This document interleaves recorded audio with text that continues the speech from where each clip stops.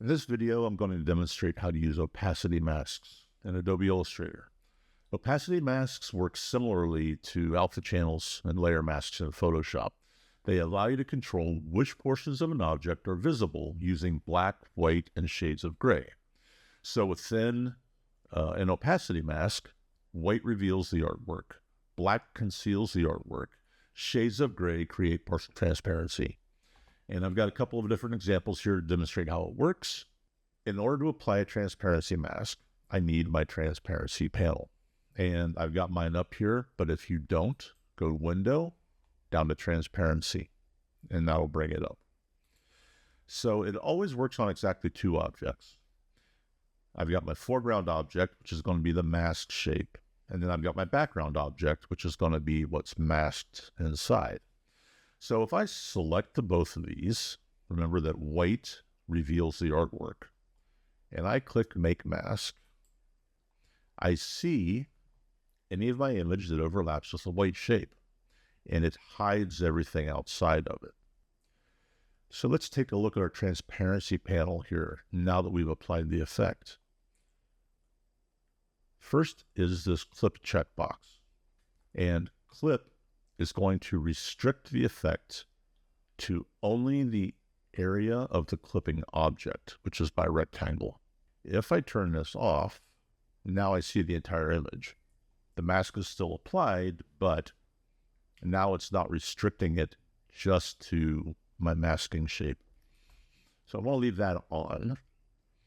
Invert mask simply turns white objects black, black objects white. And so if I invert that, I don't see anything. If I invert that and I turn off clip, now I've got a hole in my object. And if I drag my little pink box over top of it or underneath it, we see it. So that's the way that this is working. Select this being the effect that I want. And I've got two thumbnails here. One's the image and one's the clipping object. If I need to make edits, I can always release this mask by clicking the release button. Change the shape of my object and then make that mask again. Or I can go in here and work with my individual objects. So right now they're linked. So if I try to resize the image, the mask is going to go with it. Let's turn off that link, select our image, and now I can change the crop of the image inside of there.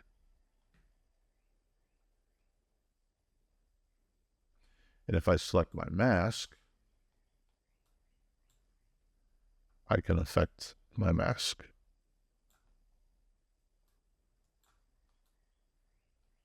And then move the mask around.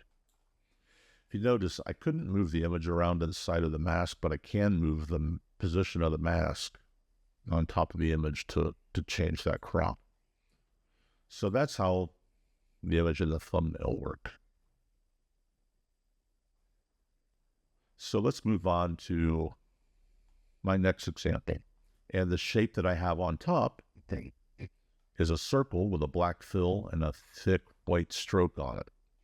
So if I select both of my objects and I apply Make Mask, the white stroke shows the image through and the black fill is transparent.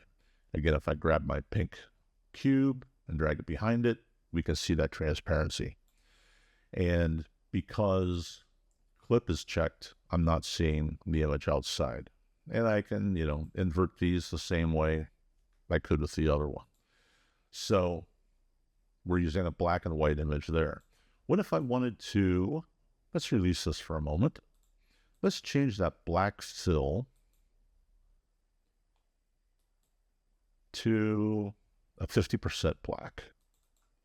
Now let's select that, make our mask, and that gray now shows the screen. Nice kind of an effect. So let's move on here to my next example with the white type over top of the image. White text, we'll just select both of those, make a mask, and we can see through that type. And if I break the link here, I can recrop the image. Maybe I rotate a little bit, I don't know.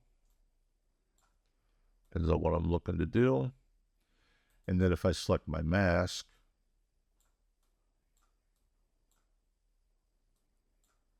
I can change the mask on that. Maybe we'll try that. And I'll relink, select this, and I'll relink those together. So, again, masking those objects. And last but not least, I have a black and white vignette. Black, white, and all the shades of gray in between. We select that, make our mask, and I create a soft vignette over top of my image. And I can still edit all of this the way I did before. So select the mask. Make sure we get it all.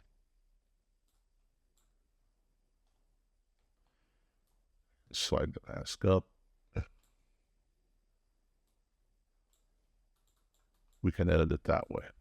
Select the thumbnail of the background object and relink those. So that's using alpha masks.